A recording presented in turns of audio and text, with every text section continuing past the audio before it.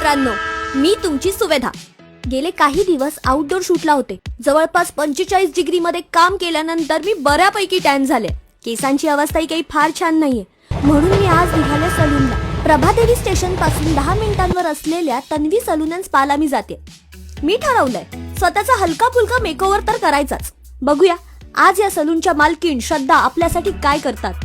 Tanvi spa and salon. Tanvi हे श्रद्धाच्या आईचं नाव. त्याही उत्तम ब्युटिशियन आहेत. वाह, काय सुंदर वाईब आहेत ह्या प्लेसच्या.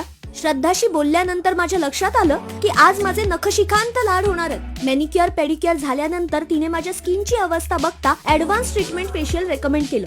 हा मड मास्क दिसायला कसा तरीच आहे, पण त्यामुळे माझी स्किन जे काय फील करते ना ते मी शब्दात नाही सांगू शकत. त्यानंतर विविध तांत्रिक अवजारांचे माझ्यावर प्रयोग झाले आणि मग मसाज.